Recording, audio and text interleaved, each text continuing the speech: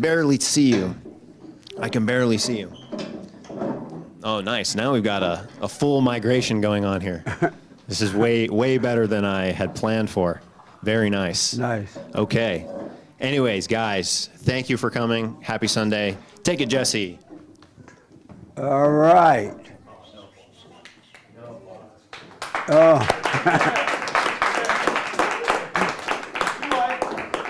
You felt left out. Are you sweating? Amazing. We had a really good meeting Thursday night with the ladies. It was deep. Really, really good. Are we ready, Hank? Yeah, we've started the stream and he'll point it. Oh, okay.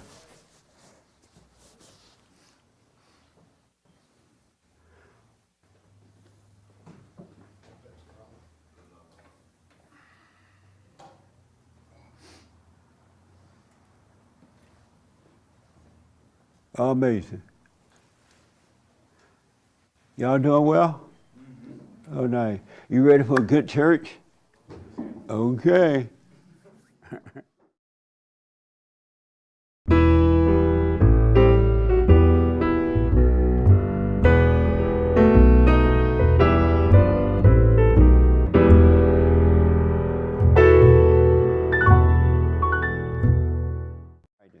In case you tune in. You're live. Good morning. Welcome to church. I am Jesse Lee Peterson. Thank you for being with me. You can get involved by going to our YouTube chat line, and we can answer your questions or comments or reply to them. I do appreciate it. Good morning, y'all, again. How y'all? Morning. Amazing. Thank y'all for coming. It's nice. So this is a fellowship. It's not a teaching. All right? So we all helping one another. Everybody's as smart as everyone else. All right? Any question? Anybody have any questions before we get rolling? Wow. Nobody had a life this week. You had a life? Oh, right here. One person dealt with the devil. Okay, tell us about it. How much time we got? 10 minutes at best. So we know you've been dealing with this stuff at school with your kid. Yeah, and the frontier kind of moved over into coaching. I've been coaching youth sports for a very, very long time, and my son is not really part of what's happened lately. His mom has been successful at removing him from the teams that I've been coaching and convincing him to be upset about my approach. I'm a very disciplined coach. You know, I run things in a pretty strict way. It's unusual for Los Angeles. Right. So that's a sidebar, but that's kind of what started all a few months ago. But what happened over the last few weeks is that I got a phone call 2 weeks ago on a Thursday night. I have to submit my COVID test every week in order to be able to coach the kids because I don't have the shots. And they called me and said there was an irregularity in my COVID test that I had recently submitted. And I said, I'm not sure what that's all about. I'll take a look at it when I get home.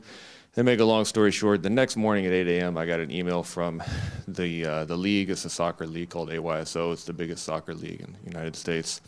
And that they had suspended me from coaching. Wow. Yeah, I've been coaching there for a long, long time.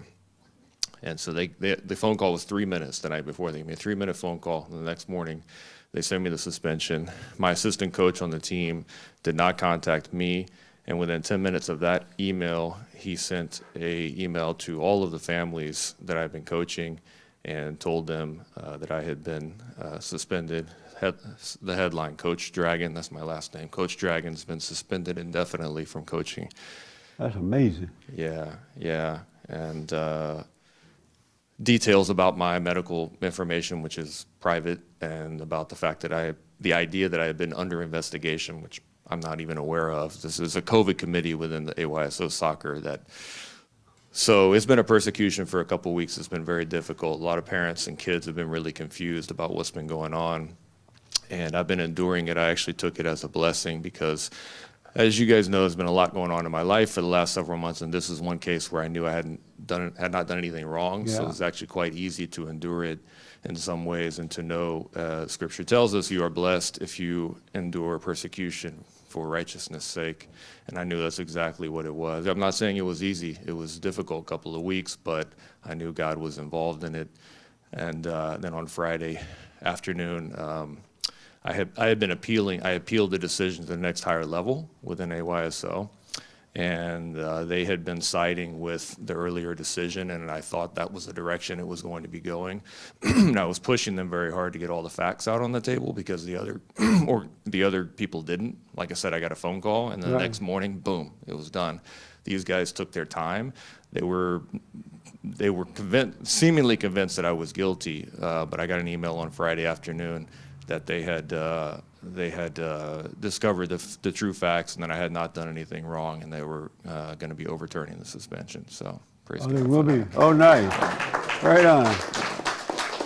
Wow, first you put us in shock, and then you make us feel good. Right on, man. Yeah. Good.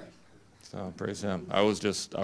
My immediate reaction was just, I was so grateful that God was using me in this battle against the enemy, and to kind of stand up for His will and His kingdom, and Yeah. to be a little example of Christ somehow. I felt blessed to do that. It was not easy, and as you know, I've been going through a lot of this kind of stuff for Yeah.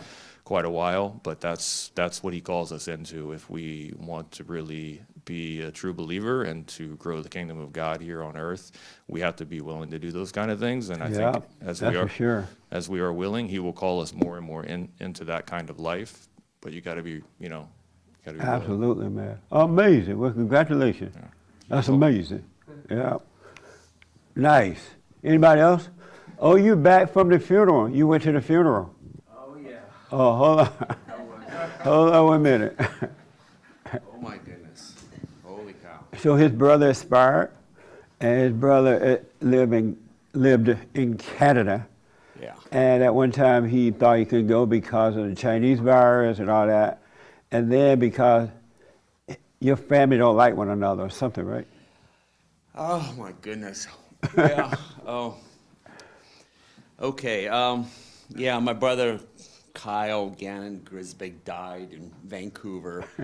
And I'm over here. What you looking at the yeah, floor? and then he was like, we were trying to figure out why he used these Open last your two eyes, names. man. What? Open your eyes. Oh, sorry about that. Yeah. Anyway, me and my brother were trying to figure out why he did not use our last name, Gannon, versus Grisbeck, and now we figured it out. We figured out that he loves our mom better than our dad, so that's why he adopted the last name. And it's like, okay, fine. And then I got to Vancouver, surprisingly, and the reason I got to it is I tried to call the Canadian consulate, and they says no chance from LA. I tried everywhere, I tried to call Air Canada, at the airport, and they says there's no way. So I bypassed everybody, and I applied through Compassionate Care on the Canadian website. And on the Canadian website, they says, oh yeah, your brother died.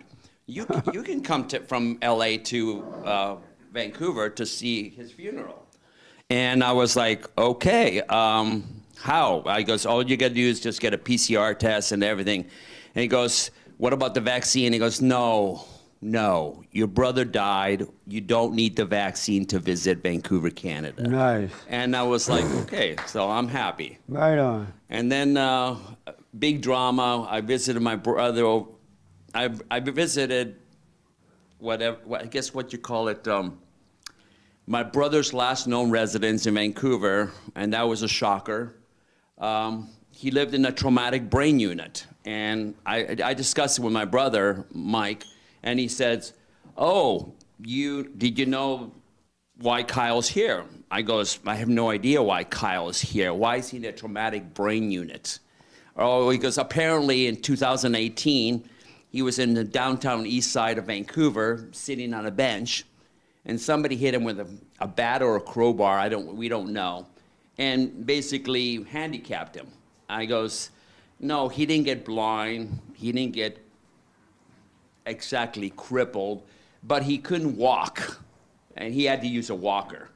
And I was like, and I discussed with my brother, like how and the people that worked, well, not worked, he was living in a traumatic brain injury retirement home or something for people, and there were like 22 residents, all with traumatic brain injury. So let me ask this, long story short. He had a brain injury, you didn't know about it because the family not close. Yeah, together, me and my brother Mike hated each other. Right. And actually, we all hate each other. I mean, like, Everybody hate each other. I mean, we even hated Kyle, even though he's dead, right, you know? And Why did you go to his funeral knowing you hated him? because I should have forgiven him a long time ago. But you And did, and now he's dead, it was too late. Sorry, was that? But he's dead before you can forgive him, right? He died before. Yes. And so once he died, what was the purpose of going to the funeral? Because I realized I screwed up in how, But because how- I haven't forgiven him for like the last time I saw my brother was when I was 33, and you know I'm now like 61, so it's like what 28 years. And the reason I didn't forgive him was because he screwed me of $64,000 when I was 33 years old, and I couldn't forgive him for that. And Right. so why did you go to the funeral then? Because I knew that even if though it was $64,000 when I was 33 years old, I should have forgiven him maximum 5 years. You know, even though, you know what I mean? It's just like I shouldn't have, goes, okay, it's money. So why did you go to the funeral though? Why did I go to a funeral? Because otherwise I'd feel like crap. I don't know, because I wanted to know who this guy, Kyle, is. I had no idea who he is. I mean, I don't have any idea who his friends were. Your brother? Yeah. And so do you feel better now that you've gone to the funeral? Oh, I feel way better. All because your guilt is gone for not forgiving? no, the guilt's not completely gone. See, it was a waste of trip. No, it's not a wasted trip because I was kind of surprised. I mean, God works in mysterious ways because there was a lady I there. heard that before. Well, there was a lady there that worked in the trauma brain injury unit, and she was one of 3 caretakers there, and maybe in charge there, supervisor capacity. And she told me 2.5 to 3 hours of information about Kyle that we never knew. Like she volunteered it, and it goes, I'm not really supposed to do this, but I'm going to volunteer it on a personal level. And she did. So Kayla, I mean, she's this lady in her 50s, like 51, and she's like, Okay. I consider Hey. Kyle a brother. Hey, we got to move on with church. Okay. But let me ask, all that did not help you overcome the anger, the guilt. It didn't cause you to forgive him. No, I've forgiven him. I'm really pissed off at myself for not forgiving him earlier. Right. I mean, and then finding out that he had this traumatic brain injury thing. Like, I have no idea who this guy is. I mean, like, I would love to find his friends in Vancouver before he got this traumatic brain injury thing in 2018. But why do you need to know now? Well, Excuse me. well, it's because, okay, here's the mystery, the big mystery. We showed up, me and my brother showed up. Isn't it my brother and I? Oh, my brother and I. Sorry, my brother and I, we showed up at this TBI center, and this lady, Kayla, goes, who are you? I goes, I'm Alex. This is my brother Mike. And he goes, we're his brothers. He goes, he doesn't have brothers. Wow. You don't exist. I goes, no, we are. We have the same last name. He goes, you do not exist. And then And did you get back on the plane she looked and it just up. go back home after that? Sorry, was that? Did you go back home after that? I spent a few days. I spent like But 6 days in He Canada. didn't even want you at the funeral. Who did not want me at the funeral? Your brother? No. My brother Kyle that died, or my brother Mike? Is Mike dead? No, Mike. My brother Mike's alive. The one that died did not want you there. No, he told the people at the TBI. But just think about it, though. If he wanted you there, they would have known about you. He told them that he had no brothers Right. at all. And so they were surprised. Like, who is this Alex guy? Who is this Mike guy? I know, but my point is, you went way to Canada for no reason. No, it was no, it's because I went there because I felt guilty and because I wanted Out to of see my brother. guilt. What? That's not a reason to go. Nick, we bring some water. What do you mean it's not a reason to go? What? I mean, your brother died, you know, he's only 49 years old. Right, but if he had wanted you there, he would have told someone, I do have brothers, and I'd like for them to know I'm in a trauma center. I may die. Let them know, right? Yeah, okay. But he made no effort to let it be known that he had brothers, right? No, he was asked numerous times by the center workers, did he have family? And he gets no. And they're always suspicious because they felt that he I know, was. but my point is, if he didn't want you there, by not letting people know he had a family, why did you have to go? Except for guilt. No, I did not know that we did not I see. exist. I did not know when we showed up, we were surprised that Thank you. we didn't exist according to this TBI center. And then it goes, okay, so there's like 22 other people that were TBIs, and we thought we existed in his life, but he had completely written us off, Right. Without our knowledge. Nice. Not nice.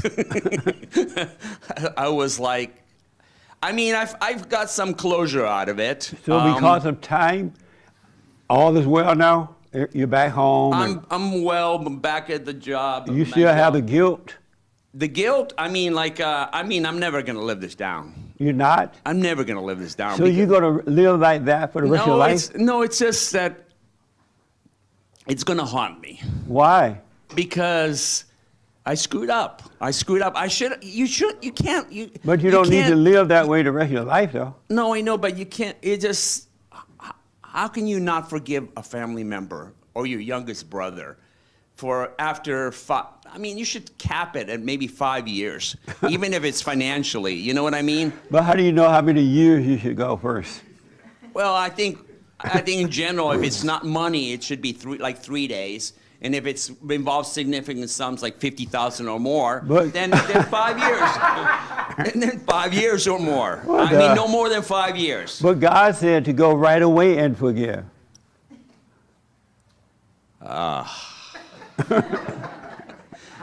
You're right. I should have. I mean, a lot of people don't forgive, especially when it comes to money. Right? You know, it's like, Right, you know, but I mean, you should forgive, though. I should have capped But it at now 5 that years. you didn't drop it, let it go and live your life. I have to work on. I have to work on because this is definitely what a bad brother does. You know, I mean, I'm definitely a bad older brother, and my other brother is a bad second brother, and we're both living with guilt. What a mess. Yeah, but your other brother it's only feel- because of we lack forgiveness. It's a mess. Right. That's the only reason. Well, your only reason now is because you are judging yourself. It didn't happen, so it didn't happen. Yeah. You know you should have done it. You didn't do it. Let it go. Sorry, I'm sighing. So Okay, yes, I'm judging myself, but that was a royal screw up. It was all unforgiveness is a royal mess up. a royal mess. Anyone that has unforgiveness in their heart are no good. Yeah, but that's most people. Most people don't That's forgive. everybody until they do it. I mean, like drop I'm a it. prime example of Don't somebody let's say- that hasn't forgiven for 5+ years. I mean, I'm sure in this audience there's 90% of the people are holding a grudge for 5+ years. But so drop it now. Let it go. I'm trying. Yeah. But Which one feel better, to drop it or to feel guilty for the rest of your life? You prefer to feel guilty or to be free? I prefer to be free. So let it go then. Stop listening to your dad and the devil. Yeah. Yeah, just, forgiveness is a blessing. And So why don't you forgive then? I've forgiven him. I'm not Okay, so forgiving- drop it.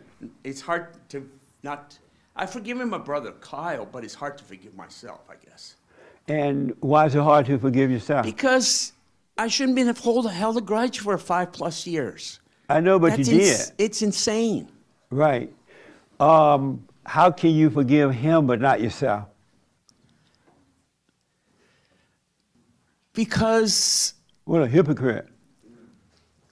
how can I forgive him? Because he's dead, number one. Right, and you're alive, so why not forgive yourself?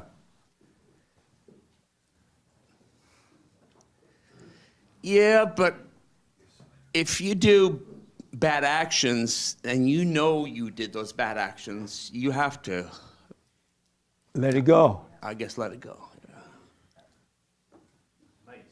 Otherwise, we're going to be going to your funeral. Yeah. Let it go, man. It's hard. It's hard. Even my brother Mike has a hard time with this. Right. We both feel like crap. But it's unnecessary. The man is dead now. But he's in our heads. And that's where the devil dwells. You're listening to the devil in your head. And by listening to the devil, you're worshiping the devil.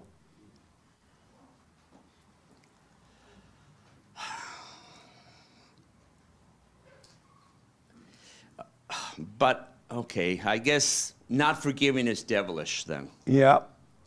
Not- You're worshiping the devil. Yeah. As long as you worship the devil, God cannot be your God. Yeah, I guess I have to progress through this. How come white people have to progress through everything? White people are so intellectual, everything is a process. Let it go. God is not holding that against you. The devil is deceiving you. Yeah. And I thought it would bring me and my brother closer together, and we had a big fight on the phone, Right, two devils. right? Over at actually, it's like he started saying something, and I swore at him, and I said something nasty about, I goes, no wonder my brother's dead, youngest brother's dead, because the way you treat me is the way you treated my youngest brother. He goes, you're just a jerk, It's How just- old are you? I'm 61, my brother's 59. And y'all still fighting like that? Yeah, What yeah, this is what happens when you come from a dysfunctional dad. I know, but let it go, man. It's over. It's over. And now Okay, I have a question. If it's over, how come me and my brother fight so much, even though we're 59 and 61? because you still believe in the devil. Okay, let's say I stop believing in the devil, right? What about my brother, Mike? It's up to him. But we still fight like cats and dogs. But you won't fight with him. He'll fight by himself. Well, our relationship is very difficult. All Even though he's my relationships are youngest difficult. brother. You're not special. All relationships are like that. So you're not special. Okay, you're right. Well, I guess all relationships brotherly relationships are like that, I guess. All relate, brother, sister, mama, daddy. Yeah. I guess, So let it go. Stop worshiping the devil. yeah, okay. It's easier said than done. And why? I guess because I carry a lot of guilt. Come out of your head. Yeah, you're right. I'm living. That's all you have to do. You're right. I'm too much in my head. That's all you have to do, and you'll be fine. So what do I do about my brother Mike? Let him suffer and die. Let him suffer and die? Yeah. Nothing you can do about it. So this dysfunctionality is going to carry on to we're both dead. Unbelievable. It doesn't have to carry on with you. Oh, okay. Okay. Okay. I understand. Yeah, you're right. It doesn't have to carry on with me. Yeah. At least my son's doing good, so I'm okay with that. At least I'm not carrying this stupid tradition of dysfunctionality. Well, if you forgive, then your son will be fine too. Just realize Mike, his name Mike, right? Can't help himself? No. Mike is my brother, second brother. Oh, the one that's But living. he can't lives in help- Canada. Just realize he can't help it, and you live your life and you'll be fine. Yeah. But All right. my son's Hunter's doing fine, so I'm doing okay. Come out of your he's- head. He's shocked at how this turned out. Come out of your head. I got to move on. Okay, sorry. I'm trying to save your soul, but Okay, no problem. one soul out of 1,000 is nice. I'll- But listen, drop it. Come out of your head. That's all you're doing wrong. Okay, get out of my head. Okay. So, how can I get my brother to think like you? By not trying. By making no effort to help my brother? Right. Oh, goodness. Yeah. Yeah, it's just like, okay, okay. I just gotta stop this dysfunctionality, I guess. Yeah, come out of your head Okay, and live your life. okay. But I'm glad I went to the funeral. I'm glad you went to. I am glad. And I don't know who this guy is, though. I mean, if I could just, I'm trying to figure out. You don't need to know now he's dead. Yeah, but I'm trying to figure out who he was in the last 20 years. You don't need to know that either. But it's such a mystery. Like he's like Mr. CIA. You got to take, listen, It's CIA. you got to take care of your own life now. He's dead. Yeah. All right? Yeah, he's definitely dead. I didn't expect my youngest brother to die first. What a mess. I didn't, honestly. It's shocking that, your youngest brother dies. Okay. Okay, sorry. Two of my younger brothers died before me. They're like real young. And I'm like, what the? Yeah, but we're only one of three, so now we're down to two. Right, All right. Okay. Well, he did.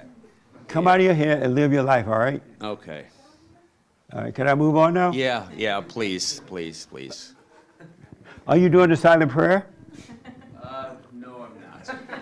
Well, suffer. That's all right, man. Okay. Yeah, suffer. Yeah, suffer and die. Anybody here for the first time? Oh, nice. What's your name and how did you hear about us? Eric. Eric and a friend introduced me to your videos. Right on. Any questions or anything? There's a couple of questions I might have. One that's sort of been in my mind recently is, can God get surprised? Can God get surprised? Surprised, or is being surprised like a condition that only humans go through, or not God's? Yeah, you can't surprise God with anything. That's kind of what I thought. Yeah, He knows all things. Yeah, so no, you can't. Okay. So being surprised is like strictly a human Yeah, thing. Okay. absolutely. Okay. Thank you. Did you go and forgive your mother? Yes. How did it go? It went good that it happened, and the show that she put on was pretty entertaining. So yeah. This show was pretty what? Entertaining. Yeah. Yeah. Nice movie, huh? I would buy the DVD. Yeah. And how about your father? I would buy several of those DVDs because Oh, yeah. it was the complete opposite. He just looked right at me and said, "I believe you." Right on. So yeah. Nice. Yeah. And so how's your life going now? I guess it's going good. I guess I shouldn't get it, but yeah, it's going well. Good, It's man. decent. Yeah. Right on. Yeah. Well, I'm glad you're here. Thank you. Yeah. Your name and how did you hear about us? My name's Eddie, and I heard about you guys like 3 years ago from the slut videos. Oh, what a slut. There you go. Yeah. And so did you go and forgive? Yes, I did. How did it go? It went good. I forgave my mother and my father. They were both together, and forgave them, and it felt good. It felt good. It was a blessing. Right on. Are you doing the silent prayer? I'm not doing the silent prayer. Why not? I fall asleep. Amazing. Yeah, I actually So, tried it. and because you fall asleep, you just decide not to do it at all? Yeah. I mean, I try to do it, and I fall asleep. So So you could forget about it. I'm not going to do it. yeah, I guess. Yeah. Did you have a job? Yes. Oh, good. Yes. All right. Okay. Well, any questions? No, I just wanted to come and see you, Right on. and just let you know that I appreciate the work that you're doing, building young men to men, Right on, man. because Well- we need that in our society. I'm glad you're here. Thank you. Who else? Over here, right? Morning. Good morning. What's your name? How did you hear about it? My name is Steve. I've been watching the YouTube channels for a few years now. Right on. And did you go and forgive? Yeah, I did. How did it go? It went well. My mom's not an angry person. Well, my mom's one of those nice moms. Oh, Lord, those are the Yeah. worst ones.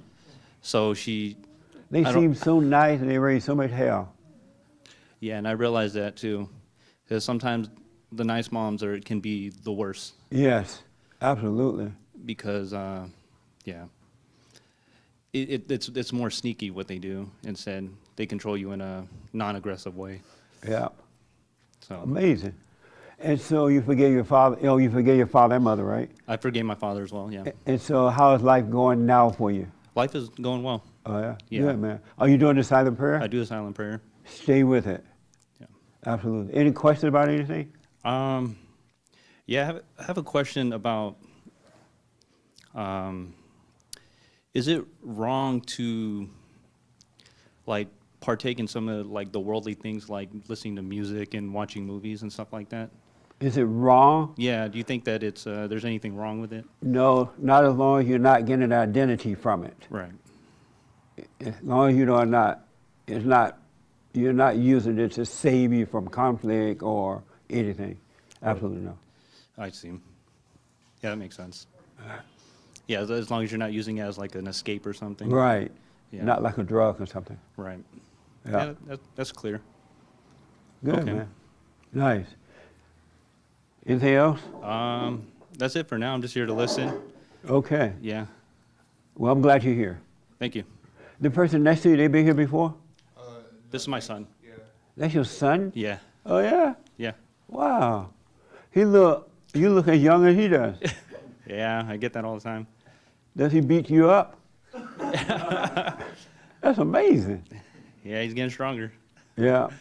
Nice. Any other questions? Anybody? Anybody seen the movie God Is Not Dead? Oh, y'all saw it? Did you see that, Francisco? Oh, you didn't see it. What did you think about that movie? Is this your family? Yeah, this is my family. That's your husband? That's my husband. That's the man you're talking That's the man I'm talking about. Whoa. What, you guys talking about me? Oh, man. We drugged you through the mud Thursday night. No wonder you're here.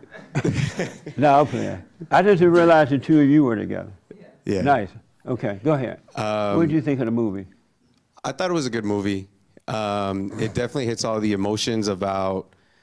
It's been a while since I've seen it. It shows basically science versus God, and it's about that young man who, for those who haven't seen it, it's about a college kid who's Christian, and he goes to a professor, psychology, I think, whatever his major was. And the psychology major, the teacher says God is dead. So the boy comes out and, his whole point is to prove that God is alive. Yeah. And I think throughout the process, it's just a spiritual awakening for everybody. It shows how the intellect can really drown you Yeah. and, cloud you and not believe that, God exists, because like you've explained, Satan attacks your mind, Yeah. and the mind tends to power everything else. So when Satan and your mind is believing science, facts over faith, then it tends to pull you away from it. So I think the movie is really good in showing you that if you just have faith and you just surrender your will and just say, you like you've said when you came back from being sick, you're just all in. Yeah. And then that's where the true salvation comes from, of just being all in, letting God take control, because we have control over nothing. Right. Yeah. Absolutely. It would have been a good movie had they not had it so emotional. Right. They made I it so agree. emotional. And I realized they made it emotional because Christians are emotional too. Yeah. They're no different than the world. And so, but it would have been a very good movie had they not done that. It was Yeah. just too much emotion. Yeah, I agree. And I like the debate of the guy versus the other person. There was, I just happened to run across it yesterday, and I watched it. And there was a scene where this guy was a lawyer, and he was dating some woman that was doing something else. And so they were dating, and then this lawyer got this position with this law firm, and they met at this cafe, he and his girlfriend, to tell her about it. And so when they got there, they were sitting there about to have dinner, and he was like, I have good news, really good news. And she was sad. And she said, I have news too. And he's like, but I have really good news. And so she said, all right, what's your news? I got accepted at this law firm, right? And then finally he asked her, what is your news? And she said, I have cancer. And she was all depressed and sad, and so when she said that to him, he just looked at her. He like, couldn't that wait until another time? You had to tell me now. I have this good news that you got cancer. I don't want to hear that. And she was so disappointed. And she said to him, I thought you were a better man than that, or something, right? I thought I saw a better man in you. And he said, well, you saw what you wanted to see. I'm like, that's deep. And if you really, really think about it, we see what we want to see in others. And what we see, what we want, is because we think we're getting something back. And so when the thing go wrong, instead of admitting, yeah, I was blind, I saw what I wanted to see, I'll blame you or you'll blame the other person that it was them. But you really see what you want to see. And the reason you see what you want to see because every human being has an agenda. You're not, until you overcome it, no one is with each other just because you just want to be with each other. That's why you have no real friends, no real family, because there's an agenda. You want something from each other. That's why you end up fighting when you don't get it. Have y'all noticed that? Excuse me, my throat is dry. If you really think about your life, everyone you've ever been with, you wanted something from them. And if it didn't go your way, you fight. Or you walk away mad. We're not supposed to have an agenda from one another. But in that fallen state, we can't help it. We really can't help it. The one thing I realized is that, and I realized this about me, when you start to wake up, if you stay with it, and you stay with the prayer, being still, and this is your first time, right? Oh, I forgot, man. I don't want to overlook. No, when are you about to cry? Tell me your name and how'd you hear about it? My name is Joshua. I just happened across, I think, your videos on YouTube maybe about 8 years ago, 7 years ago. So I've been watching intermittently. Right on. Any questions about anything? Not really. I appreciate what you're doing. I actually ran into Ermias yesterday, and so I felt like I better get down there. And right on. It seemed like a sign to me. Did you go and forgive? Yeah, I have forgiven my mother how did that go? father. It went well. It went well. My mother is kind of like you said. She's the nice mom, so she was a little bit more like, oh, well, I'm happy that you forgave me, and she started kind of trying to twist it up a little bit, and I just kind of said, hey, look, it's not for you, it's for me. Yeah. So how are you doing now?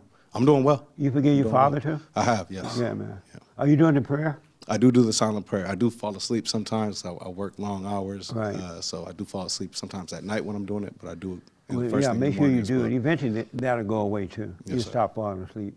Yes, sir. You stop falling asleep. Stay with it, man. All right. Right on. Any question?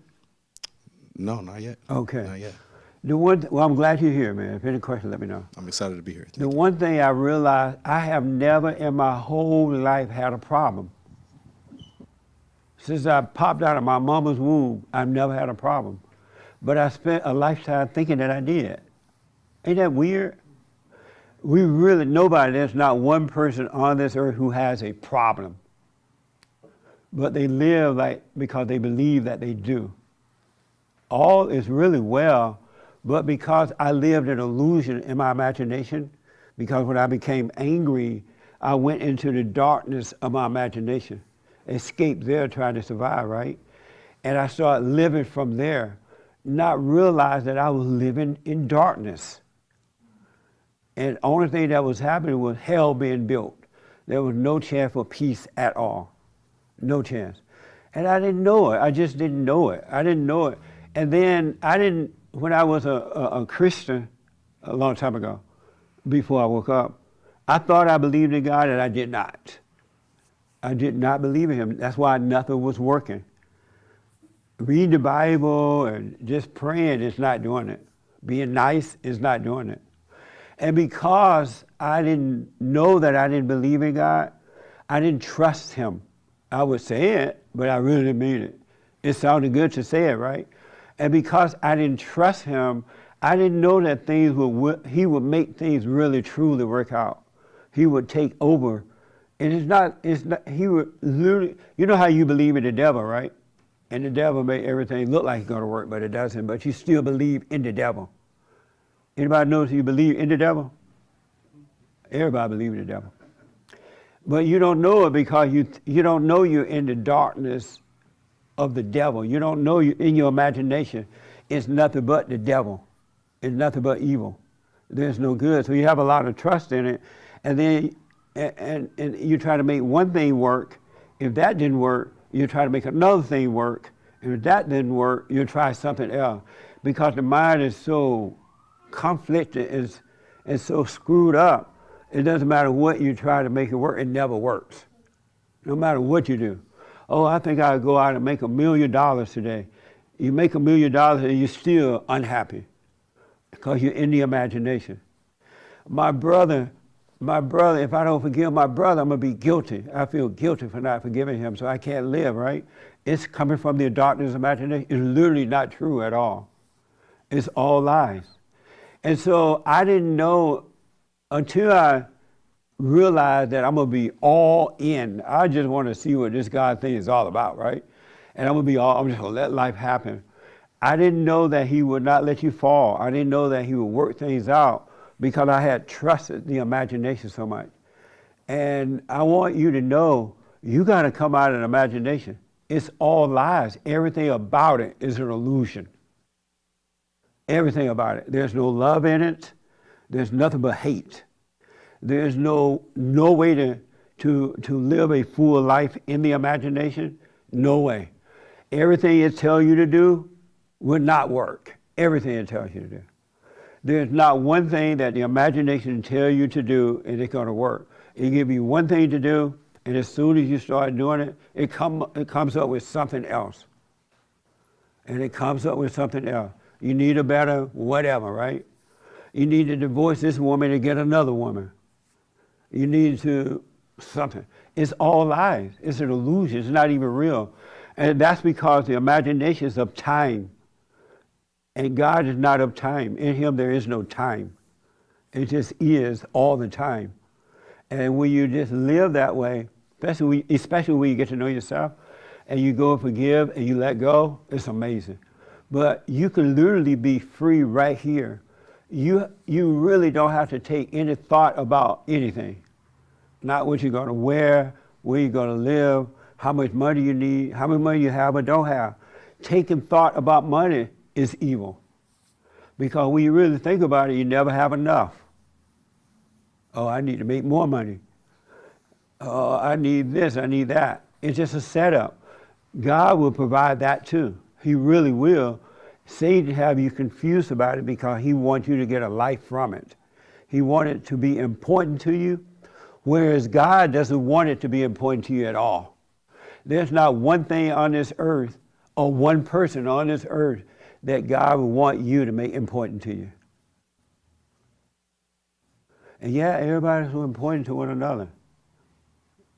And when it doesn't go the way you think it's going to go, or the way you hope, it become a mess. Right? That all of a sudden, that important person, you don't like them anymore, and they don't like you. But I was so important before. Really, there's no reason to be holding on to the darkness. You must be born again. You must come into the light. Otherwise, you're going to suffer and die unnecessarily. You can really, really trust God, but you got to let go of the ego. You got to let it go. When someone offends you, be glad about it. They just call me Uncle Tom. That's fun. I'm Uncle Tom. If you're affected by it, that means that you got to overcome that. So they're doing you a favor by allowing you to see the things in yourself that you don't see. That's what's happening. But a lot of people take the ego pain personal and they don't face it. They don't overcome. You hurt my feelings. And you shouldn't have feelings. Feelings are not of God. God is not into the feelings. You got to really let yourself go through this stuff so you can overcome it. Don't fight with the ego. And it's going to be very, very painful, but the ego is dying and you're coming alive. As I walk through the shadow of death, you're coming alive because the ego is dying and you're going to rise from it and finally have a life. But you got to die. What are y'all thinking? Why y'all looking at me like that? What? That makes sense a little bit? How many here are not willing to completely die? You're not all in yet. You still protect the ego. Everyone let go of the ego? You let it go? Oh, you're still protecting it? and why? And how do you know? I'm not protecting it willingly. It's a habit I have, and I noticed it, and I thought I lost it completely. Right. And then it's certain things will tick me off, and I'll feel like a fool. Yeah. Because I don't want it anymore. I want to I want to have humor and be humble at all times, you know. But I still have ego. I see that. And so from now on, when that happens, just let it happen. Yeah. Don't judge yourself. Let's say that something happened and you overreact. Just realize, oh, that's stupid. And let it happen, and you'll be fine. Yeah. Are you doing the silent prayer? I stopped for a little bit, but I restarted again last night. No, and I did it this morning too. No, You did? No, but I'm being honest. Yeah. I did stop for a little bit. I'm full of shit. What made you stop? I'm so... What? You full of what? I'm full of shit. How old are you? I'm 22. Oh, yeah. What made you stop doing it? You know, I don't even want to say anything because I feel like that would be an excuse. I just stopped. You just stopped? Yeah. Do you realize Satan convinced you to stop? Yeah. Because the last thing the devil wants you to do is to let go. He wants you hooping and hollering. He wants you fighting with yourself and with others. He wants you busy. He wants you on your iPhones all the time. He wants you watching TV all the time. He wants you drunk or high or something. Because as long as you're doing that, he has control over you. But when you stop doing that, he loses control. And so he's glad that you're not doing it. Well, no, I know he did. I mean, I've always seen that being at peace is when you're with God, and He doesn't want you to be at peace. And you know, like I made all these excuses not to do because I've been working a lot and putting a lot of ideas together with my friend or by myself, and I come home like at 12 or 1 a.m. and I'm just like, oh, I'm too tired. You know, Yeah. just stupid excuses. Another mistake you're making too is not you that's making up those excuses. Yeah. You don't make excuses. You listen to the voice in your head. Oh yeah, I know. And it sounds like you, and so you do it. Oh, you know, I noticed that because even last night, when I was praying, I noticed that obviously I was putting the elephant in the cage and I wasn't humoring it at all. But I noticed that I couldn't stop thinking, even if I wanted to. I noticed I couldn't, and so Yeah. I just allowed it to happen. At a certain point, it was just serene, you know. But in the beginning, it was just all these ideas coming out and all these Yeah. thoughts and all these images I saw, and you can't stop that. You just have to sit in it. Yeah, absolutely. Yeah. Amazing. Now, go back to the prayer and stay with it. Yeah. How many of you have fear, inner fear? You have fear. Nobody else has fear. And, okay, only 3 people, right? No one else in here have fear. Nice. What do you fear? Inwardly. Well, I fear the what's going on. You never know who's going to attack you in the streets, you know. But I'm not going to allow them to attack me, right? So it depends on your definition of fear. You know, could it be concern? Could it be? You should, especially, you should have be aware to physically protect yourself. Yeah. You're supposed to be that practical Yeah. fear. But there's an inward fear too. Yes. Where a lot of people deal with because they believe their imagination, and whenever anything happens, the first reaction is a fear to it. Do you have that? Yes, I do. I fear that by defending myself from some crazy person out in the street, as it happened a couple of weeks ago, what if by defending myself, I accidentally kill that person, and then I'm going to jail for defending myself? Right. You know, that's the, you know, I have my whole life ahead of me, you know, so, but I'm not going to allow a bum in the street to, you know, attack me, right? I mean, I got to defend myself, right? I totally understand what you're saying. You know, yeah. And this young lady want to respond to you about that. She want to tell you how to overcome that. Because you don't have fear, right? No, I don't. And so what would you, if he said that to you, what would you say to him? You kind of have to be aware of yourself first.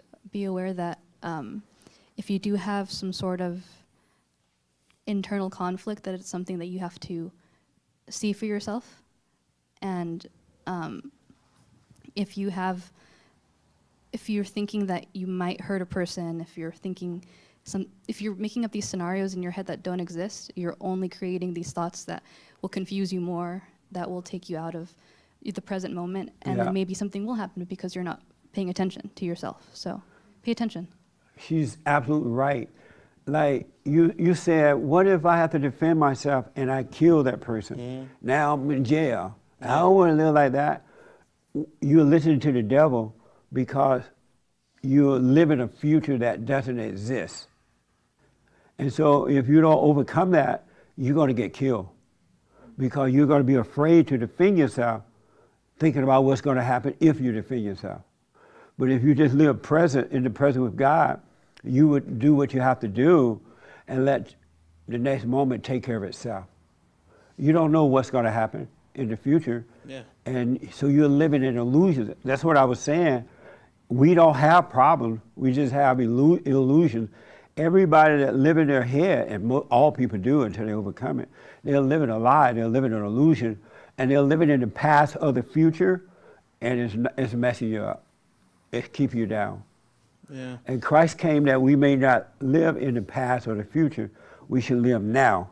He came, he is life, and he came that we may have life, not death, but life.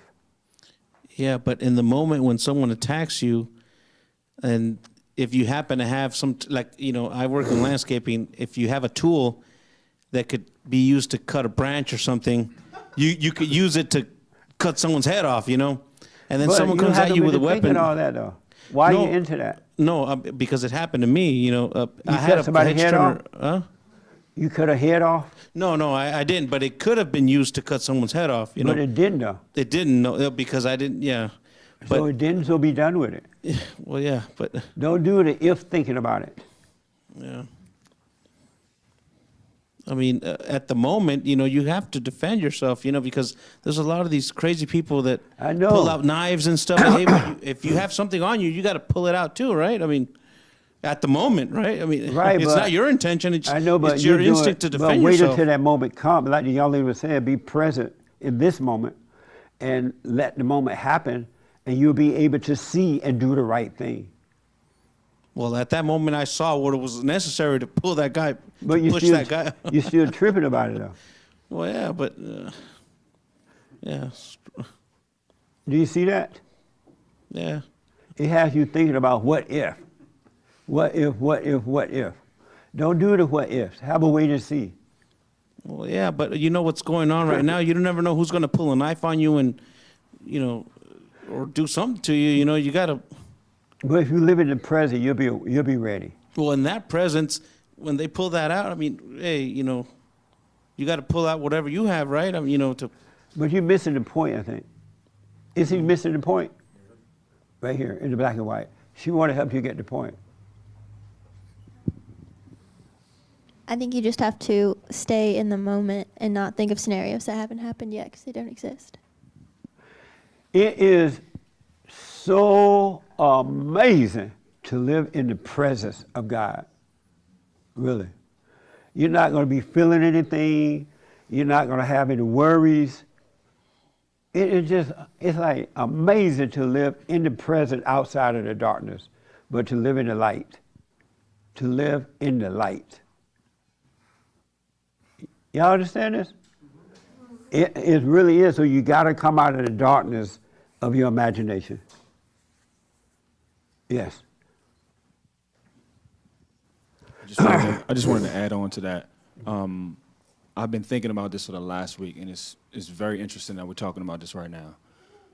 Since Satan doesn't have access to the present of God, right, he only has access to the future and the past.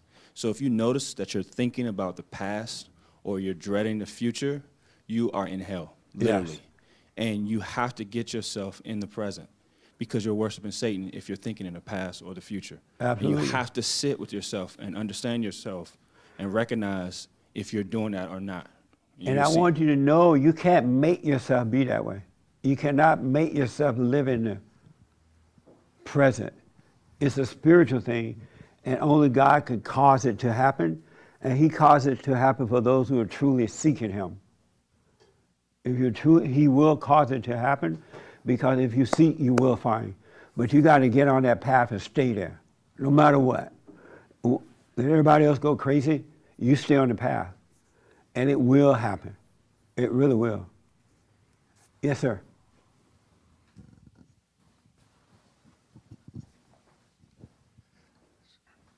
To his question, one thing I noticed about my life is that if I'm planning for some perceived event or if I'm planning something in my head, it literally, when it happens, or if it happens at all, the outcome is nothing like the whole thing that conspired in my head. It's literally nothing. And another thing I noticed is that people have those kind of ideas, and then when something happens, they do the wrong thing, and it's either overboard.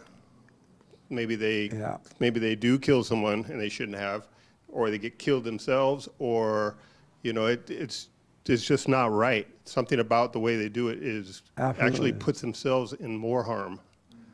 So there's not one idea in the imagination that's right.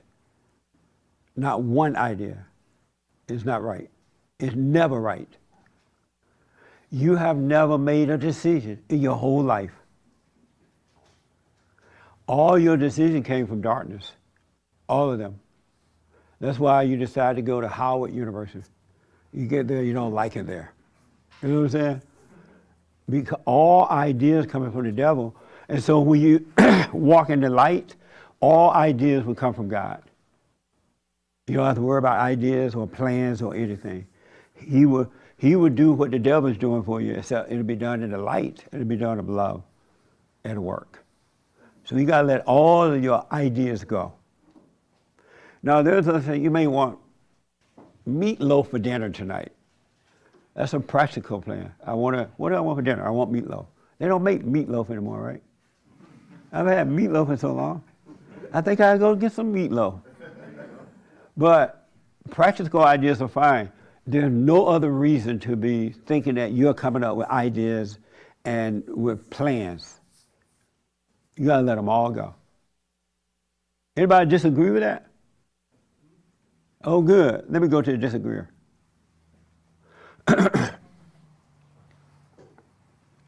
Right here. I don't need a microphone. I got a big voice.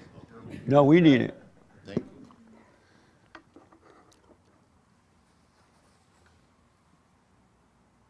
What do I disagree with? Yeah. You say you disagree with that, right? I disagree that all thoughts are all lies all the time. You do. And why do you disagree? I'm pleased because this is the first time I remember in all the times I've listened to you that you acknowledge that whether you want meatloaf or not is okay. A practical mind, that's what the mind is for, like a tool. You help put together the dinner, and once the dinner's done, you're done with it. If I am the first one to come up with the wheel, it came from my imagination. It had nothing to do with whether or not I wanted meatloaf, therefore the wheel comes from the devil. Is that true? Your idea of a wheel came from God. He gave us to know things like that, what to do. But if it comes from the imagination, you wouldn't have a wheel. And if you got one, it wouldn't work. Okay. So man's belief that his imagination created things is just God revealing those things Absolutely. to mankind. Yes, sir. Otherwise, they would not work. Okay. I'm good with that. Nice. Thank you.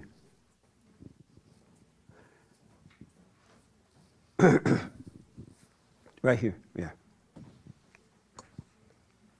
Just Then I got to ask my biblical question. Just a quick thing to add on to that, because a while back I was struggling with similar things.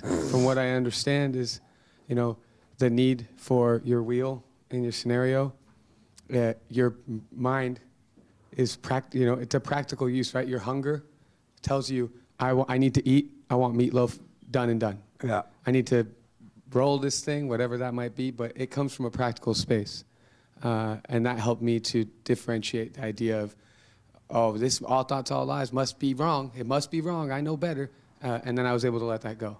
So. Another thing about that, too, to add to it, people who create things, because they think it's coming from their imagination, they take credit for it. Look how wonderful I am. I made a wheel. But if you were not in your imagination and you created the wheel, you would know it came from God. And you would not take credit for it at all. And that's it's amazing. I'm getting into it because I'm saying with it, right? I've been doing the silent prayer for 33 years, and I've seen all kind of people fall to the wayside. So far, thank God, I've been able to stay on track because of him. Because I've always, since I was a kid, wanted to know God. I've always wanted to know, what is it like to, because I heard about it in the churches. You're supposed to have peace on earth. God is better than Satan. If you're a son of God, you're supposed to have a life. So I used to wonder, what is that like? That's why when I was a kid, I used to ask God to do little things for me so I could be sure it was him, right? I remember once I asked him to let it rain. I'm like walking down the road, and I'm like, okay, if there's a God, let it rain right now. It was a bright daylight today, and lo and behold, it started raining. It didn't rain on me, it rained in front of me. And then just went, I'm like, wow, that's cool. And then I remember another day I asked, I'm like, all right, if there's a God, and I want to be like real specific, just in case the rain just happened to fall or something, right? I'm like, let it thunder in the west or the east or something like that. And it thundered in the west or the east, whatever I asked for. It just started thundering. And I'm like, wow, that's amazing. That's the kind of faith you're going to get when you come out of your imagination. Whatever you ask for, you'll get it. He'll do it for you because he loves us. Satan hates us, and God loves us. And God will treat us the way Satan is treating y'all. God will treat us better. Yes. Let me take care of it then. Just to add to what the gentleman said, if you notice, when you're trying to do something you don't know how to do, your mind tells you how to do it. And Absolutely. when you find, and it's usually partially wrong or maybe all wrong. It's never going to work. And then if you find somebody who knows what they're doing, then you realize, oh, I just messed this whole thing up. Your mind actually tells you what to do and how to do it if you don't know. Yeah. And you listen. I realized that if you were to walk in the spirit of Christ, you would never have to ask another human being anything about spirituality.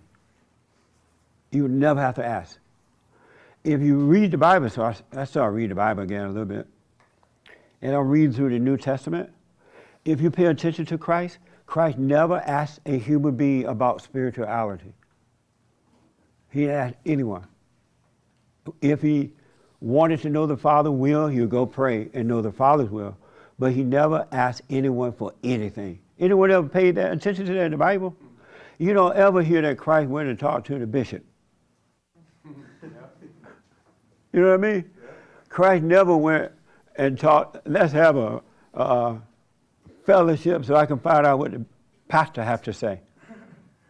Because he was walking in the spirit of his Father. His Father's spirit was in him. And that spirit is in us too. But you got to let go of the other spirit. And he will answer all your questions. And that's what it means to walk in the spirit of Christ, is to walk in the present with him. Walk in his spirit, you would never have to ask about spirituality again. Isn't that amazing? It really is true. Because this thing, I'll get into all that later. I saw somebody's hand. Oh yeah, right here. Yeah, in the Bible it says, there's a verse that a lot of people skip, especially pastors. It says, don't let man be your teacher. Yes. And a lot of times I see people fall away from God because they're following a man instead of God. Absolutely. 100%. Whenever people get mad at the preacher, and instead of blaming themselves, they blame the preacher. Instead of admitting, you know what, I'm following the preacher. That's why if the preacher don't act right or say something I don't like or this, they get mad at the preacher and they'll blame the preacher that they were following the preacher. They following the preacher. And a lot of preachers will let you follow them because they're on an ego trip. Intellectually, they know the word, but they don't know the word. They're not trying to make you stay with you. They want to control you. That's right. And a lot of them out there like that, right? They want to control you. But it's your fault that you let them control you. You worship the preacher instead of the Father. And you can always tell. So next time you blame the preacher, just know you were worshiping the preacher, following the preacher. Because everyone who followed the preacher, they blame the preacher. If you're not following the preacher, you won't blame the preacher. You know what I'm saying? Because you'll see for yourself. And if the preacher get drunk, the preacher got drunk. Oh, I heard the preacher drunk last night. The preacher got drunk. It ain't gonna bother you because you're not following the preacher. The preacher's just a human being too. That's right. All born in sin, and the preacher's working on overcoming too. He's no different than you. But you blame all excuse makers, blame somebody else because they're weak and they're giving their lives over to somebody else. And when it doesn't go well, they blame the other person. That's why they're complaining. They're weak. Amazing. Okay, let me take here first, and then I come here, all right? And then I got to get to my biblical question. Time to go up fast. Yes. Earlier, we were mentioning about ideas and inventions like the wheel. Right. So the person who invented the wheel or invented anything, are they not that's useful for humanity? Are they not entitled for compensation? Like, you know, if I invented something that's beneficial for everyone, I should patent it. So should Yeah, you patent shouldn't- laws if shouldn't that's exist. that's or the what? way you earn a living, absolutely. Yeah. There's nothing wrong with that. Yeah. But if you think it came from your imagination, you take credit for it. Look Well, how there's wonderful a lot I of am. people who take credit for inventions, so. Right, because they think they did it. They don't realize it came from God.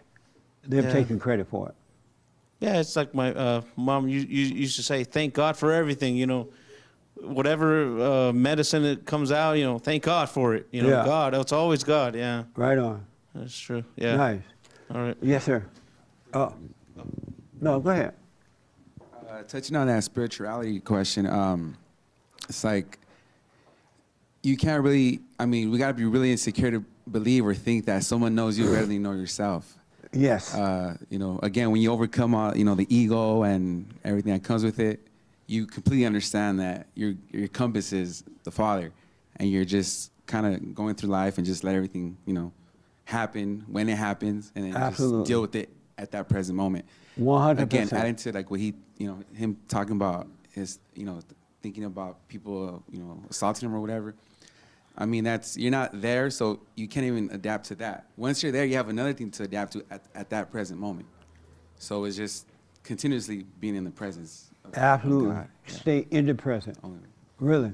You're really free right now. None of you, all of you are free right now, but you believe the lie. You're really free right now. Nobody has a problem except that Satan is lying to you, and he's making you create problems and then blame others for it. Because problem makers don't ever take responsibility for making a problem. It's always somebody else. You don't say, well, I'm a problem maker. I made that problem. But no, somebody else did it. You always blame it somebody else. I feel jealous. It's your fault. You made me mad. Well, I wouldn't be angry if you didn't make me angry. How many times have you heard that? How can I make you angry if it's not already there? You know what I'm saying? But instead of saying, you know what, I am angry, and don't blame it, you get over it. All right? Any other question about anything? I got to ask my biblical question here. What is it? What? The new one or the old one? The old one first. Is there any good in human nature? Is there any good in human nature? What an amazing question, right? This young lady want to answer first, then I come to you guys. No, I don't think so. You don't think so? No. And why do you say that? Because I think if we tried to do anything on our own will, we would never do it. Just because naturally, I think as humans, we have ego. Speak up a little bit. Naturally, as humans, I think we have ego and pride. So I think if we tried to do things, right, whether that's reaching out to someone, saying that we don't resent them, I don't think we would ever do it. We have to allow God to work through us in order to actually do and move. Is there any good in your nature? In my nature? No, in your nature. No. No? No. Hassan, like, right on. And is it hard to realize that? To accept that? No. That you're no good? No. You like to think of yourself as being good? No. Oh, you don't? No. Good. Is that right, Hassan? Oh, yeah. Nice. Is there any good in human nature? No, I don't believe so. And why don't you believe so? Because I think about it like, if we're both in the water and we're both drowning, I'm gonna pull you down to try to save myself. It's just, that's our nature, to do anything to survive. Oh, okay. So I don't believe Amazing. human nature is good. No. Okay. Nice. Yes, sir. Did you have your hand? Yeah. Okay. Yeah, I don't believe there's any good in human nature. I thought about it a lot all week, and it's funny, we touched on the all thoughts are all lies, which is probably your most well-known, I think, statement that people question, at least that I interact with. But I kept coming back to another one you use that I love, that's of ourselves we know nothing, and of ourselves we can do nothing. We are as dumb as a doorknob. Really. We ain't got no sense. Yeah. But we like to think that we're smart, right? Ain't nobody smart. Not one. And Yes. that's that, and that one is kind of what you said the last time I spoke about the wheel and all that is, we don't do good. If we can forgive and let the darkness fade by the light from the Father, from truly like walking the narrow path, then we may be blessed to experience the Spirit compelling us to do something great, but it's not us. Is there any good in your nature? No, it's only by the grace of the Holy Spirit would anything good come of this vessel. It's not me. Nice. Let me take the new guy first, and then I'll come. This is so good, and then my friend going to tell us how to overcome it. The no good nature. Yes. To me, there's no good in our human nature. Because the question that comes to me is that if there is good in our nature, then that would mean that we could solely rely on ourselves, on the goodness in ourselves. And I'm pretty sure a lot of us realize that we can't just solely rely on the goodness in ourselves. There is no goodness in us. And at one point, did you think there was good in you? Yeah, I used to think that I can decide what is good and what is not good. Yeah. But what a mess up, huh? Yeah. Yeah. What a life. What's so interesting about this, in this darkness, we're just living crazy, messed up lives. It's so unnecessary. When we could just be free all the time. All the time. Let me take the young man in the red shirt. I think the allergy is getting to me. Right, hate? Yeah. I think that's what it is. Because hate be going. To answer your question, no, I don't think there's any good in human nature. How about your nature? No, there's no good, because I'm human. Did you think there was goodness in your nature before? Yeah, I did. I think this all happens, and now that I'm a parent, I see it, that it starts from your that's why you say you're born in sin. Right. It's there. Absolutely. And then you just grow with it, and then you either grow into the bad or you grow out of it and you follow God. Yeah. And I think, the minute I'll speak for myself, the minute we wake up, you start going in your head and you start thinking about, what am I going to do, what I'm going to wear, all those things. And all those things tend to bring you down, or you start getting upset. So from the second you wake up to the second you fall asleep, there's toxic going on in your head. And then you cook it inside, and then you take it out on those that you care about. And it's negative. The devil's fighting everywhere. So I think if there was true goodness in our nature, we wouldn't have to do the silent prayer. We wouldn't have to be still and let God work through. We're not. Peace on earth. Right. Absolutely would. I remember, when I would just say that, since I popped out of my mama's womb, been living in my imagination, right? I remember I was dating this girl, my first girlfriend. I was 15, and she was somewhat 15 too or something. And so we dated for a while, and then after a while we broke up. And so years went by, and I moved to California, and like 30 years went by, maybe longer, but 30 for sure. And I finally talked to her on the phone one day. Her sister hooked us up. I was out here, but she was over there. And the first thing she said to me, "You cheated on me." That's the first thing she said in 30 years. Not how you doing. Where you been? How's life? She said, "You cheated on me." I'm like, "You remember that from 30 years ago? What the?" But she did. And so I would think about that. I'm like, well, had I not been living in my imagination, I wouldn't have cheated on her. So now I got to call and tell her. No, I'm playing. I ain't telling her nothing. But the fact she remembered that, but it was because I was in the darkness of my imagination. In that sin thing, I didn't know it. Didn't really know it. Isn't that amazing? Come out of your head, folks. Really, come out of, if I could bring you out, I would. It's so amazing. How you doing, man? Everything going, what's on your mind? Just enjoying it. Any questions about anything? The silent prayer, I hear you talk about it a lot, but as a new listener, I haven't heard exactly what it is, like a full explanation of what you're supposed to do in the silent prayer. I would like to know a little bit about that. God said to be still and know me. He said, of ourselves we know nothing, of ourselves we can do nothing. So that means we don't have to do anything. And so what it does is slow you down.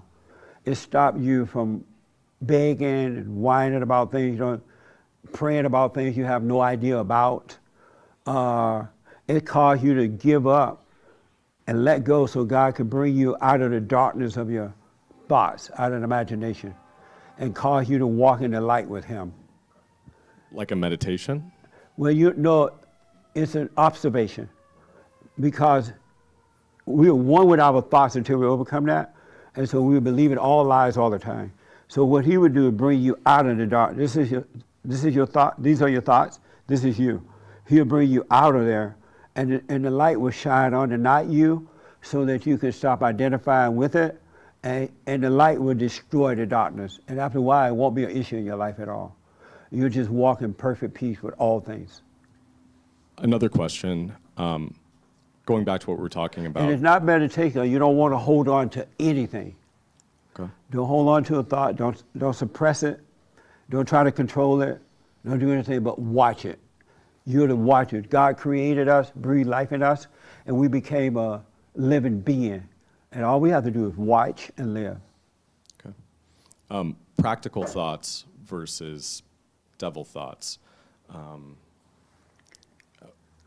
The man who had the preoccupation with being attacked by a homeless person, which seems reasonable here in LA, would a practical thought be, I'm going to move to a safer neighborhood, I'm going to get some sort of self-defense training, or is that something that comes from the... Those are practical thoughts. Okay. What is the line then between, we talked about having meatloaf at home, having something to eat, is I'm going to have enough food for the week at home because I don't have the chance to run to the grocery store again. Practical thought? Yes. Okay. Where is the line then where it becomes obsessive devil thoughts? Number one is when you think about the past or the future. Okay. But thinking about the future as in, do I have enough food at home for the week, or I'm afraid of the neighborhood that I live in, I would like to seek some sort of self-defense training. That's future thinking, right? No. Let's say that violence is happening, as is happening in California, right? Yeah. And you want to learn to defend yourself. Oh, I'll go and take a class of self-defense. Right. You don't have to do a lot of thinking about that. You know you're going to do it. You just go and learn it to defend yourself, and you're done with the thinking. Does it come in repetitive thoughts or obsessing over something where kind of the devil thoughts come into this? Yes. Okay. When you worry about anything, overreact to anything, anytime you think about tomorrow or yesterday, you're in your imagination. Okay. Because you're thinking about an illusion, something that does not exist. There is no tomorrow, and whatever happened yesterday happened then, and it doesn't exist anymore except in the imagination. Okay. Say to remind you of it, because he wants to get a reaction from you. He wants you to overreact, and every time you overreact, he controls you even more. He'll give you something else to think about, and you'll find yourself into that. You know what I mean? Yeah. Did that help? A bit. I still, the difference between a practical and a non-practical thought, planning for the future is still... Have you ever dated? Yes. And have you ever wondered if your girlfriend loves you or not? Sure. That's a dark thought. Okay. Could some of that be practical? Like if we've been in a relationship for years and I don't think that I'm loved, perhaps I should not continue the relationship. That's a good point, man. If you've been in a relationship for years and you don't think that you're loved, you think you should end it, right? That would seem to be a practical thought to me. No, that's a devil thought. Okay. Because why would you need to be loved by her? I guess to know that you have, if you wanted to start a family and have a kid and do all of that, I would want to have that with somebody who I could trust and would have that love in a relationship with. It would be reliable. I wouldn't want to start a family and have a kid and buy a house and have a mortgage with somebody who did not feel, I guess, the way that I would feel. You have a better chance of having a family that will work without looking for love from anyone. Yeah. you would love them, meaning don't hate them, right? You won't be angry. Sure. And that's what will work for you. And if you have love, you don't need love from another human being. Yeah.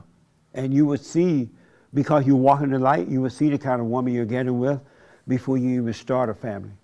Okay. Because it would be impossible to start a family and it not be the right wife if you walk in the light. It would be the right one for you, the right person. And there would be no thought about if she loved me or not. Or if she's going to be a good wife and a mother, you have no doubt about it. Okay. You would see it clearly.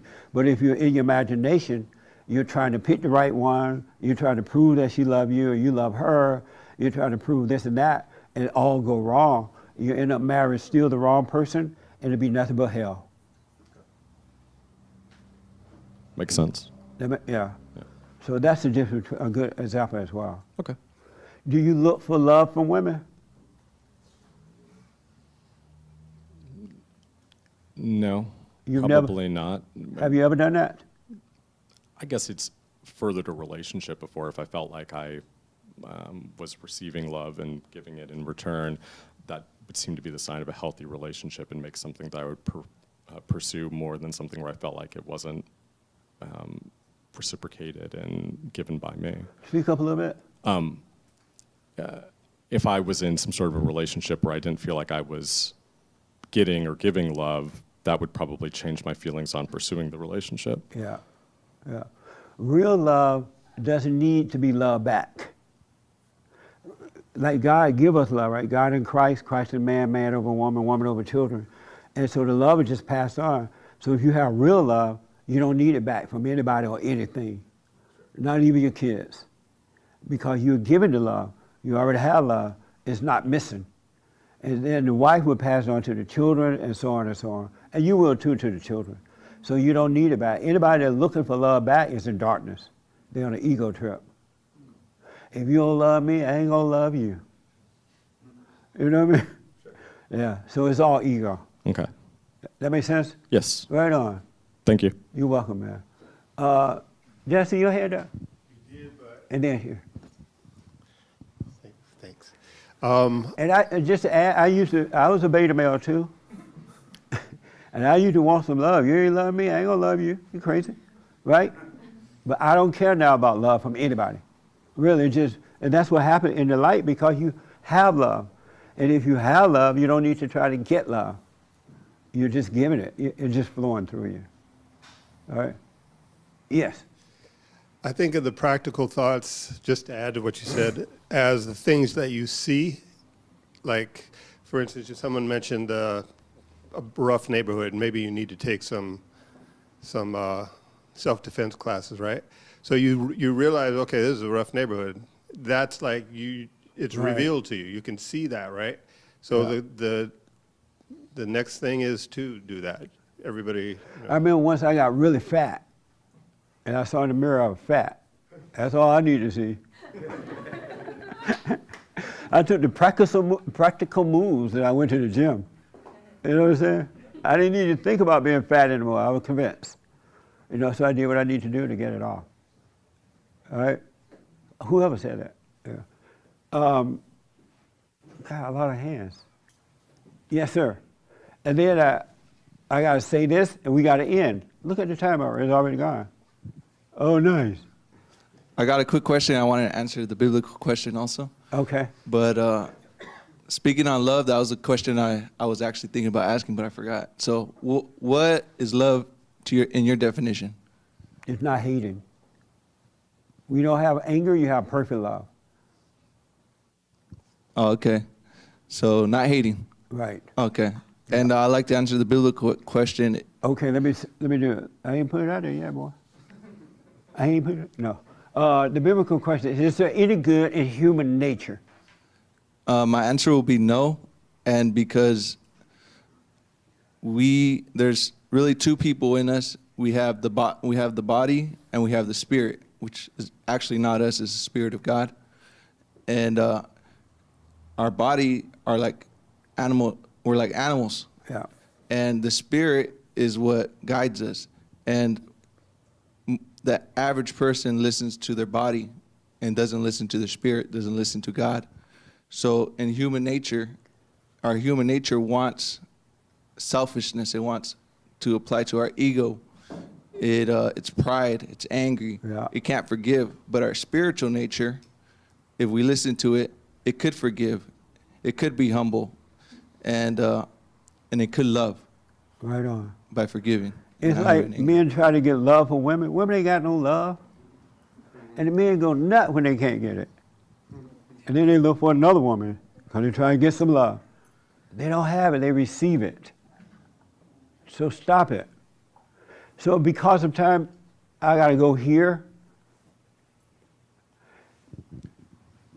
I raised my hand to actually speak exactly on that topic, that I think it's good for us to understand between men and women, the relationship that men provide the love that comes from the Father. Yeah. That's agape love, where we're called to be sacrificing of ourselves, and women are not called to do that to men. Women are called to respect and obey men. Obey. I know. Don't marry a woman if she's not going to obey. Are you going to obey her, son? All right. I need to hear you say it loud for everybody, all kind of witnesses. Yes. All right. You hear that, right? Okay. Absolutely, man. Yeah, it's a distinction. It's very clear in the scriptures, but people don't really speak on that topic. But it makes a lot of sense if you see the way the world works, and if you see a peaceful family and a peaceful relationship. The woman understands that, and the man understands his responsibility, therefore, to be loving and sacrificial as a father is. When I was growing up, women understood that for the most part. Rarely did you find a woman that did not obey her husband. Once in a while you can, but rare. Really. But it's all gone now. It's a mess. She wanted to say something? Did she have her hand for me? Oh, okay. So human nature is no good. There's nothing good in human nature. Zero. Zero. Nothing good in it. So how do you overcome that? The old nature, the human nature. Well, How does one overcome that? I feel like a lot of people in here already expressed that. As only the Spirit can do that. Only allowing the Spirit to rule your life, and not the enemy, and not your own ideas and your own passions. Nice. Chris, how does a human overcome that nature? Ditto to the answer that was just given. Well, it's really a matter of, like I said, it's more of a revelation. I mean, you just have to experience it, basically. If you're suffering, that's not good, and you have to overcome that, or you're just going to continue to suffer. And when you're not suffering, you should realize that it's not you that's causing it. So, therefore, So I want to just add to that, because we are out of time. You must be born again. You must be born again. And you must be born of the Father. You must be born of God. And because that old nature is of the devil, that human nature we're into, you can't change your mind and make it change. You must be truly born again of the Father's nature.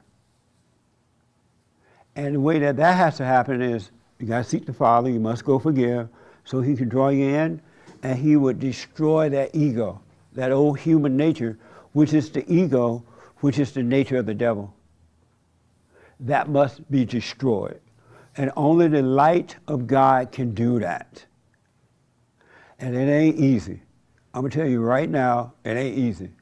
Because you'll be in your mind, all these thoughts will be talking to you, and you'll have that ego pain, and it feels like it's in your body, it feels like it's in your mind, right? And it's hard to let yourself go through that. But you got to be willing to die from it. You got to be willing to go into the deep of hell, and that's what Christ did in 3 days, right? He went into the deep of hell, the old nature died, that human nature died from Him, and He rose. We got to let the same thing happen. And it wasn't easy for Christ to go to hell. He had to do it because that the physical body hurt. you feel pain in it, in the physical body. Likewise, Christ felt the pain in the physical body as well. But he knew the Spirit because he was of the Spirit. He was of the Father of the Spirit. We don't know the Spirit because we forgot about it when we fell into anger. We forgot. We are a spirit that live in a body. And that human nature, which is of Satan, live in that body. And that body, that nature in the body have to die. If you don't experience that death, it ain't dead. And it's not going to all die at one time either. You'll wake up because salvation is of the heart. You'll wake up, and now you have the power of God, which is perfect love, to kill the ego for you, right? Because the ego is a spirit. And so you can now have the power of love to destroy the spirit of darkness. The spirit of darkness. And so you're going to have to let that happen. You can no longer protect it. And it's going to happen a little bit at a time, one day at a time. But if you just let it happen, all you do is watch it and let it happen, it will happen. The light will kill the darkness. And don't have any ideas about it, because Satan is of ideas, and Satan hates God, and God hates him. They're not friends at all. They are not friends. And so you let all your ideas, even about what I just said, let that go.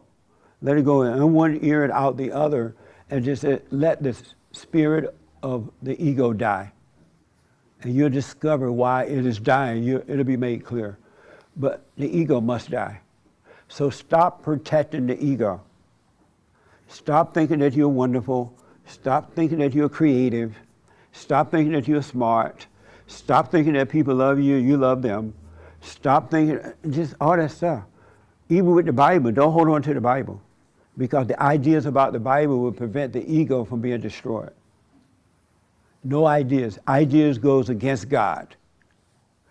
And the human nature is evil. It is pure evil. There's nothing good about it. But it's not your nature. It was the nature you took on when you fell into resentment. All right? So let it die. Do the silent prayer. Stay with it. Have that quiet time. And you're going to see it's going to be hard to sit still, because the devil, the ego, cannot stand sitting still. It needs some attention. So when you get home and after work, have a quiet time for a minute before you run around. When you wake up in the morning, don't just grab the cell phone and looking at the cell phone. Nothing on there is important anyway, all lies. Have that quiet time, all right? Learn to be still. Satan's not going to want you to do it, but do it anyway. Because it's not you that's all uneasy about it, it's the devil. And when you go along with him, you're worshiping him. You're worshiping the devil. When you agree with the devil, you're worshiping him. When you have anger, you're worshiping the devil. When you doubt, you and the devil are one. So let it go. All right? Do the silent prayer and watch. And just go about your day and you'll be fine. Yes, sir. And don't complain about your death. It's not you dying. So the real you is not dying. And stop identifying with that. The real you is not dying. That's the ego, and not you. Yes. So all the God stuff is great and everything, but can we just get you to use that gavel one time? I've seen it for years. Absolutely. I had a little pad that go with it, and it didn't. I'll use it in a minute. Let me do this. I got to make the new biblical question. What is it? Do you have a showcase personality? Oh, yeah. Do you have a showcase personality? Only when I'm on camera. What? Only when I'm on camera. Yeah, I bet. That's a brand new biblical question. That's the end of the meeting. Thank you all so much. I appreciate it. So listen.